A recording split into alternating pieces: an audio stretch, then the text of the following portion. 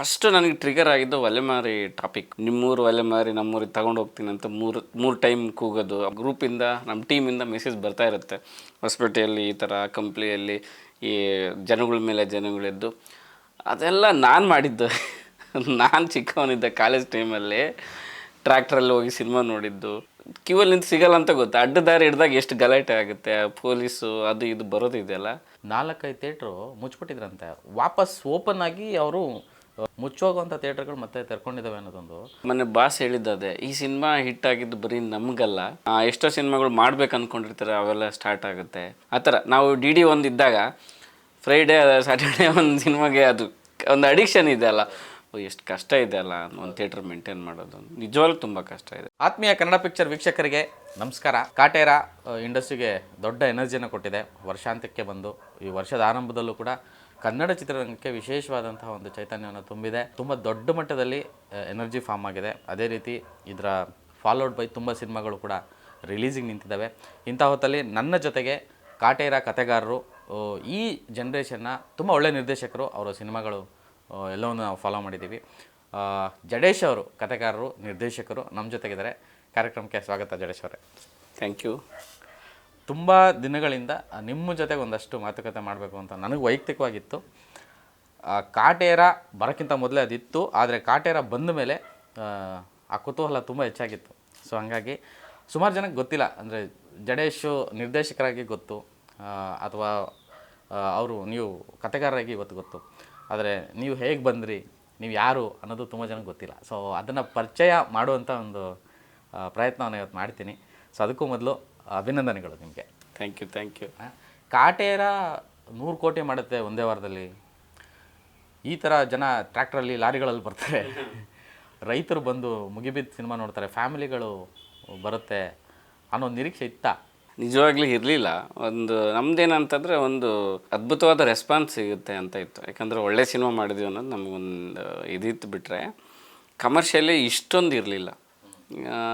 ಅದು ನೆನೆಸ್ಕೊಂಡ್ರೆ ಒಂಥರ ಅಲ್ಲ, ಈ ಥರ ಸಿನಿಮಾಗಳು ಬೇರೆಯವ್ರದ್ದು ನೋಡಿದ್ದೀವಿ ಕನ್ನಡ ಇಂಡಸ್ಟ್ರಿ. ಅದು ನಮ್ಮ ಸಿನಿಮಾಗೆ ಆಗೋದಿದೆಯಲ್ಲ, ಅದು ನನಗೆ ಇವಾಗಲೂ ನನಗೆ ಡೈಜೆಸ್ಟ್ ಆಗ್ತಾಯಿಲ್ಲ. ಇವಾಗೂ ನನ್ನ ಟ್ರ್ಯಾಕ್ಟ್ರ್ ಎಲ್ಲ ನನಗೆ ಇವಾಗ ಗ್ರೂಪಿಂದ ನಮ್ಮ ಟೀಮಿಂದ ಮೆಸೇಜ್ ಬರ್ತಾ ಇರುತ್ತೆ, ಹೊಸಪೇಟೆಯಲ್ಲಿ ಈ ಥರ ಕಂಪ್ನಿಯಲ್ಲಿ ಈ ಜನಗಳ ಮೇಲೆ ಜನಗಳೆದ್ದು. ಅದೆಲ್ಲ ನಾನು ಮಾಡಿದ್ದು. ನಾನು ಚಿಕ್ಕವನಿದ್ದ ಕಾಲೇಜ್ ಟೈಮಲ್ಲಿ ಟ್ರ್ಯಾಕ್ಟ್ರಲ್ಲಿ ಹೋಗಿ ಸಿನಿಮಾ ನೋಡಿದ್ದು. ಒಂದು ಟಿಕೆಟ್ ತೊಗೊಳ್ಬೇಕಾದ್ರೆ ಕ್ಯೂ ನಿಂತರೆ ನಿಲ್ಲಕ್ಕಾಗಲ್ಲ, ಆ ಮನುಷ್ಯರು ಹೆಗಲ ಮೇಲೆ ಎತ್ಕೊಂಡು ಬಿದ್ದು ಅವೆಲ್ಲ ನಾವು ಮಾಡಿದ್ದು. ನೀವು ನಮ್ಮ ಸಿನಿಮಾ ಆಗೋದು ನೀವು ಇಮ್ಯಾಜಿನ್ ಮಾಡಿದ್ರೆ ಅದನ್ನ ಎಕ್ಸ್ಪ್ಲೇನ್ ಮಾಡೋಕ್ಕಾಗ್ತಿಲ್ಲ. ನಾನು ಮೊನ್ನೆ ಕಂಪ್ನಿಯಲ್ಲಿ ನೋಡಿದ್ರೆ ಸೇಮ್ ನಾವುಗಳು ಕಾಲೇಜ್ ಟೈಮಲ್ಲಿ ಹೇಗೆ ತೊಗೋತಿದ್ವಿ ಹಾಗೇ ತೊಗೋತಾಯಿದ್ರು. ಅಲ್ಲೆಲ್ಲ ಬುಕ್ ಮೈ ಶೋ ಆ ಥರ ಇರೋಲ್ಲ. ಕ್ಯೂವಲ್ಲಿ ನಿಂತ್ಕೊಂಡೇ ತೊಗೋಬೇಕು. ಕ್ಯೂವಲ್ಲಿ ನಿಂತು ಸಿಗಲ್ಲ ಅಂತ ಗೊತ್ತು. ಅಡ್ಡ ದಾರಿ ಹಿಡ್ದಾಗ ಎಷ್ಟು ಗಲಾಟೆ ಆಗುತ್ತೆ, ಪೊಲೀಸು ಅದು ಇದು ಬರೋದಿದೆಯಲ್ಲ. ಅದು ನಮ್ಮ ಕಾಲದಲ್ಲಿ ಇತ್ತದು. ಬಟ್ ಅದು ನಾವು ಹೆಂಗೆ ಯಾರಾಗೆ ಮಾಡಿದ್ವು ಅದೇ ರೀಕ್ರಿಯೇಷನ್ ಆಗಿದೆಲ್ಲ, ಅದು ಅದ್ಭುತ. ಅದು ಅಂದರೆ ನನಗೆಷ್ಟು ಖುಷಿ ಆಗಿದೆ ಪರ್ಸ್ನಲಿ, ನನಗೆ ನಮ್ಮ ಟೀಮಿಗೆ, ಸಿನಿಮಾ ಇಂಡಸ್ಟ್ರಿಗೂ ಆ ಥರ ಖುಷಿಯಾಗಿದೆ, ಮತ್ತು ಜನಗಳಿಗೆ ಅದು ಖುಷಿಯಾಗಿದೆಯಲ್ಲ. ಇದು ತುಂಬ ಒಂದು ದೊಡ್ಡ ಬೆಳವಣಿಗೆ ಅಂತಲೇ ಹೇಳ್ಬೋದು. ಇವು ಪ್ರತಿ ಸಿನಿಮಾ ಹಿಟ್ ಆಗ್ತವೆ, ಬಟ್ ಅದು ಇಂಡಸ್ಟ್ರಿ ಖುಷಿಯಾಗಿರಲ್ಲ, ಜನಗಳು ಖುಷಿಯಾಗಿರಲ್ಲ. ಸುಮ್ಮನೆ ಒಂದು ಸಿನಿಮಾ ಆಗುತ್ತೆ, ಪ್ರೊಡ್ಯೂಸರು ಆ ಟೀಮ್ ತುಂಬ ಖುಷಿ ಪಡುತ್ತೆ ಅದು. ಬಟ್ ಇದು ಎಲ್ಲರ ಖುಷಿಯಾಗಿದ್ದು ನಮಗೆ ಒಂದು ಹೇಳತ್ತೀರದ ಖುಷಿ ಅಲ್ಲ. ಎಸ್ಪೆಷಲಿ ನಾವು ಉತ್ತರ ಕನ್ನಡ ಡಿಸ್ಟ್ರಿಬ್ಯೂಟ್ರು ಗುರು ದೇಶಪಾಂಡೆ ಅವರು ಮತ್ತು ರಾಮ್ ಜಗದೀಶ್ ಅವ್ರ ಹತ್ರ ಮಾತಾಡ್ಬೇಕಾದ್ರೆ 4-5 ಥಿಯೇಟ್ರು ಮುಚ್ಚಿಬಿಟ್ಟಿದ್ರಂತೆ. ವಾಪಸ್ ಓಪನ್ ಆಗಿ ಅವರು ತುಂಬ ದೊಡ್ಡ ಮಟ್ಟದಲ್ಲಿ ಸೆಲೆಬ್ರೇಟ್ ಮಾಡ್ತಾರೆ. ಅಷ್ಟು ಜನ ನುಗ್ತಾ ಇದ್ದಾರೆ. ಮುಚ್ಚೋಗುವಂಥ ಥಿಯೇಟ್ರ್ಗಳು ಮತ್ತೆ ತೆರ್ಕೊಂಡಿದ್ದಾವೆ ಅನ್ನೋದೊಂದು ದೊಡ್ಡ ವಿಷಯ ಅನ್ನಿಸ್ತು ನನಗೆ.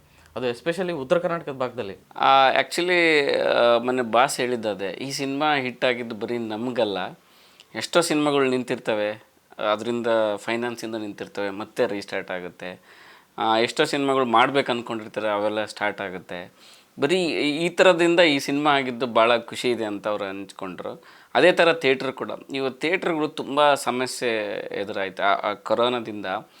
ಇವಾಗ ಮೇಕಿಂಗ್ ಸ್ಟೈಲು 2 ವರ್ಷ ಒಂದು ಸರಿ ಮಾಡಬೇಕು, ತುಂಬ ನಿಧಾನವಾಗಿ ಮಾಡಿದ್ರೆ ಅದು ಕ್ವಾಲಿಟಿ ಮೂವಿ ಅನ್ನೋದು, ಅದು ಸರಿ ತಪ್ಪು ನನಗೂ ಗೊತ್ತಿಲ್ಲ. ಆ ಥರದ್ದು ಆಗಿಬಿಟ್ಟು ಕಂಟಿನ್ಯೂ ಸಿನಿಮಾಗಳು ಸ್ಟಾರ್ಸ್ದು ಬರ್ತಾಯಿಲ್ಲ. ಇವಾಗ ಯಾವಾಗ ಸ್ಟಾರ್ ಸಿನಿಮಾ ಮಾಡಿದಾಗ ಥಿಯೇಟ್ರಿಗೆ ಫ್ಲೋ ಇರುತ್ತೆ, ಅದ್ರ ಜೊತೆ ಸಣ್ಣವರು ಒಂದು ಕ್ಯೂವಲ್ಲಿ ನಿಂತ್ಕೊಂಡು ಅದು ಸಿನಿಮಾ ನೋಡೋದು ಅನ್ನೋದು ಒಂದು ಅಡಿಕ್ಟ್. ಅದು ವೀಕ್ಲಿ ನಾವು ಒಂದು 3 ವೀಕ್ಸ್ ಒಳ್ಳೆ ಸಿನಿಮಾಗಳು ಸ್ಟಾರ್ ಸಿನಿಮಾಗಳು ಅಡಿಕ್ಟ್ ಮಾಡಿದ್ರೆ 4ನೇ ವೀಕ್ ಹೋಗ್ತಾನೆ ಅವ್ನಿಗೆ. ಅವ್ರಿಗೊಂದು ಸ್ಯಾಟರ್ಡೆ ಆದರೂ ಒಂದು ಸಿನಿಮಾ ನೋಡಬೇಕು ಆ ಥರ. ನಾವು ಡಿ ಡಿ ಒಂದು ಇದ್ದಾಗ ಫ್ರೈಡೇ ಸ್ಯಾಟರ್ಡೇ ಒಂದು ಸಿನಿಮಾಗೆ ಅದು ಒಂದು ಅಡಿಕ್ಷನ್ ಇದೆ ಅಲ್ಲ. ಬೇರೆಯವ್ರ ಮನೇಲಿ ಹೋಗ್ಬಿಟ್ಟು ಅಲ್ಲೆಲ್ಲ ಕಿಟಕಿಯಲ್ಲಿ ನೋಡು, ಅದು ಅಷ್ಟು ಕಿಕ್ ಅದು ಇವತ್ತು ಹೋಗಿಲ್ಲ. ಬಟ್ ಅದು ಬಿಡಿಸ್ಬಾರ್ದು. ಅದಕ್ಕೋಸ್ಕರ ಅಂದರೆ ದೊಡ್ಡವ್ರು ಮಾಡ್ತಾ ಇದ್ದರೆ ಅದು ಕಂಟಿನ್ಯೂಟಿ ಇರುತ್ತೆ, ಅದೊಂದು ಅಡಿಕ್ಷನ್ ಇರುತ್ತೆ, ಅದ್ರ ಜೊತೆಗೆ ಬೇರೆಯವರು ಹೋಗ್ತಾರೆ ಅದು ಮಿಸ್ ಆಗಿತ್ತು. ಇವಾಗ ಸ್ಟಾರ್ಟ್ ಆಗಿದೆ, ಇದ್ದಂಗೆ ಬೆಳೆಸ್ಕೊಂಡು ಹೋಗ್ಬೇಕು ಅನ್ನೋದು ಅಷ್ಟೇ.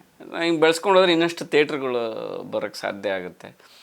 ಇವಾಗ ನನ್ನ ಜಗದೀಶ್ ಡಿಸ್ಟ್ರಿಬ್ಯೂಟ್ರ್ ಅವರು ಹೇಳ್ತಾರೆ, ಎಷ್ಟು ಲಾಸ್ಟ್ ಈ 23 ಪಾಪ ಎಷ್ಟೊಂದು ಕಷ್ಟ ಅನುಭವಿಸಿದ್ರು, ಬಾಡಿಗೆ ಕಟ್ಟೋದ್ರಿಂದ ಅದರಿಂದ ಹಿಡಿದು. ಅವಾಗ ನನಗೆ ಅರಿವಾಯ್ತು, ಎಷ್ಟು ಕಷ್ಟ ಇದೆ ಅಲ್ಲ ಒಂದು ಥಿಯೇಟ್ರ್ ಮೇಂಟೈನ್ ಮಾಡೋದು, ನಿಜವಾಗ್ಲೂ ತುಂಬ ಕಷ್ಟ ಇದೆ ಅನ್ನೋದು. ಸೊ ಅವಾಗ ಏನಾಗುತ್ತೆ, ಪರಭಾಷೆಯವರು ಬರೋಕ್ಕೆ ಅನುಕೂಲ. ಯಾಕಂದರೆ ಅವ್ರು ಬ್ಯಾಲೆನ್ಸ್ ಮಾಡೋಕ್ಕೆ ಅವ್ರ ಆರ್ಥಿಕ ಸ್ಥಿತಿಗೆ ಎಂಕರೇಜ್ ಮಾಡಲೇಬೇಕಾಗುತ್ತೆ ಬೇರೆ ಭಾಷೆ. ಮತ್ತು ಬಂದು ಅವ್ರ ಕಾಂಪಿಟೇಷನ್ ತುಂಬ ಸಮಸ್ಯೆಗಳು. ಅದ್ರ ಬದಲು ನಮ್ಮದು ನಾವೇ ಸಾಲ್ವ್ ಮಾಡ್ಕೊಳ್ಳೋದಂದರೆ ಕಂಟಿನ್ಯೂ ಸಿನಿಮಾ ಮಾಡೋದು ಅಷ್ಟೇ. ದೊಡ್ಡ ಸ್ಟಾರ್ಗಳ ಸಿನಿಮಾ ಮಾಡಬೇಕು, ಅವ್ರದ್ದು ಬರ್ತಿರ್ಬೇಕು, ಇವ್ರದ್ದು ಬರ್ತಿರ್ಬೇಕು, ಕ್ವಾಲಿಟಿ ಸಿನಿಮಾಗಳು ಮಾಡ್ತಾರೆ. ಅಂದರೆ ಕಾಟೇರ ಒಂದು ಕತೆ, ಈ ಕತೆ ಮಾಡ್ಬೇಕಾದ್ರೆ ಅಂದರೆ ಇವತ್ತಿನ ಸಿನಿಮಾ ಮೇಕಿಂಗ್ ಸ್ಟೈಲ್ ಆಗಿರ್ಬೋದು, ಕ್ರಿಯೇಟ್ ಆಗಿರೋ ಟ್ರೆಂಡ್ ಆಗಿರ್ಬೋದು, ಇಂಥ ಹೊತ್ತಲ್ಲಿ ಕಾಟೇರದಂತಹ ಒಂದು ಕತೆ ಮಾಡ್ತೀರಾ, 70ರ ದಶಕದ್ದು ಕತೆ ಮಾಡ್ತೀರಾ. ಈ ಕತೆ ಹೀಗೆ ವರ್ಕ್ ಆಗುತ್ತೆ ಅನ್ನೋ ಒಂದು ಕಾನ್ಫಿಡೆನ್ಸು ಫಸ್ಟ್ ನಿಮಗೆ ಬರಬೇಕು. ಸೊ ಅಂಥದ್ದೊಂದು ಕಾನ್ಫಿಡೆನ್ಸು ನಿಮ್ಮಲ್ಲಿ ಹೇಗೆ ಉಟ್ಕೋತು, ಮತ್ತು ಈ ಕತೆ ವರ್ಕ್ ಆಗುತ್ತೆ ಅಂತ ಯಾವಾಗ ಅನ್ನಿಸ್ತು ನಿಮ್ಗೆ? ವರ್ಕ್ ಆಗುತ್ತೆ ಅಂತ ನನಗೆ ಅನಿಸಿದ್ದು, ಫಸ್ಟು ನನಗೆ ಟ್ರಿಗರ್ ಆಗಿದ್ದು ಒಲೆಮಾರಿ ಟಾಪಿಕ್ಕು. ಅಂದರೆ ಅದು ಕಮರ್ಷಿಯಲ್ ಪಕ್ಕಾ ಶೋರ್ ಶಾಟ್. ಇದು ಒಂದು ಊರಲ್ಲಿ ಹೋಗ್ಬಿಟ್ಟು ಆ ಕೋಣ ಕಡಿತಾರೆ, ಆ ರಕ್ತ ಎತ್ಕೊಂಡು ನಿಮ್ಮೂರು ಒಲೆಮಾರಿ ನಮ್ಮೂರಿಗೆ ತಗೊಂಡು ಹೋಗ್ತೀನಿ ಅಂತ ಮೂರು ಟೈಮ್ ಕೂಗೋದು. 3 ಟೈಮ್ ಆದಮೇಲೆ ಒಂದು ಅಟ್ಯಾಕ್ ಶುರುವಾಗೋದು, ಈ ಬಾರ್ಡ್ರ್ ದಾಟೋದು, ಒಂಥರ ರೋಚಕದ ವಿಷಯ. ಅದು ಶೋರ್ ಶಾಟ್ ನಮಗೆ. ತರುಣ್ ಸರ್ಗೆ ಅದು ಹೇಳಿದಾಗ ಇಷ್ಟೇ ಸಾಕು ನಾವು ಮಾಡಿಬಿಡೋಣ ಅಂತೇಳಿ, ಅಕ್ಕಾಗಲ್ಲ ಸರ್, ಇದು ಸ್ವಲ್ಪ ಉಳುವನ ಒಡೆಯ ಥರಣ. ಉಳುವನ ಒಡೆಯ ಅದಕ್ಕೆ ಯಾಕತ್ತೆ ಅಂದ್ರೆ, ಗುರು ಶಿಷ್ಯರಲ್ಲಿ 2nd ಜನ್ರೇಷನ್ನು ಕೇಸ್ ಹಾಕಿರ್ತಾನೆ, ಊರು ಕೇಸ್ ಹಾಕಿರ್ತಾನೆ. ಆ ಊರು ನಂದು, ನಮ್ಮಪ್ಪ ಉಳುವನ ಒಡೆಯಲ್ಲಿ ಇವ್ರು ಗೇಣಿ ಪತ್ರ ಇಲ್ದೇ ತೊಗೊಂಡಿರ್ತಾನಂತ. ಅದ್ರ ಬಗ್ಗೆ ನನಗೆ ಸ್ವಲ್ಪ ಐಡಿಯಾ ಇತ್ತು. ಸೊ ಸರ್ ಅದು 2nd ಜನ್ರೇಷನ್. ಫಸ್ಟು ಈ ಥರ ಕಾನೂನು ಬಂದಾಗ ನೀವು ಎಫೆಕ್ಟನ್ನು ಒಂದು ಸರಿ ನಾವು ತೋರಿಸೋಣ. ಈ ಒಲೆಮಾರಿ ಮತ್ತು ಉಳುವನೊಡೆಯ ಇವೆರಡು ಪಾಯಿಂಟ್ ಇಟ್ಕೊಂಡು ನಾವು ಜರ್ನಿ ಮಾಡೋಣ ಅಂದರೆ ಓಕೆ ಸೂಪರ್ ಇದೆ ಅಂತ ಒಂದು ಶುರು ಆಯಿತು. ಆಮೇಲೆ ಸ್ವಲ್ಪ ಉಳುವನೊಡೆಯ ನನಗೆ ಸ್ವಲ್ಪ ರಿಸರ್ಚ್ ಬುಕ್ಸು ಎಲ್ಲ ಓದಿದಾಗ ಅಲ್ಲಿ ಜಾತಿ ವ್ಯವಸ್ಥೆ ಜಾಸ್ತಿ ಕಾಣ್ತು. ಸೊ ಇದನ್ನು ಯಾಕೆ ಇಡಬಾರ್ದು, ಅದು ತರುಣ್ ಸರ್ದು ಒತ್ತಾಯನೂ ಇತ್ತು, ಬೇರೆ ಇನ್ನೊಂದು ಕ್ಲೈಮ್ಯಾಕ್ಸ್ ಇವೆಲ್ಲದೆ ಬೇರೆ ಏನು ಮಾಡಬೇಕು ಅನ್ನೋ. ಸೊ ಅದ್ರದಿಂದ ಜಾತಿ ವ್ಯವಸ್ಥೆ ತೊಗೊಂಡು ಒಂದು ಮನುಷ್ಯತ್ವ ಇದ್ದರೆ ಇವೆಲ್ಲ ಏನೂ ಇರಲ್ಲ ಅನ್ನೋ ಒಂದು ಅಲ್ಟಿಮೇಟ್ ಒಂದು ಕ್ಲೈಮ್ಯಾಕ್ಸ್ ಕೊಟ್ವಿ. ಅದಕ್ಕೆಲ್ಲದಕ್ಕೂ ಸೊಲ್ಯೂಷನ್ ಮನುಷ್ಯತ್ವ ಅಷ್ಟೇ.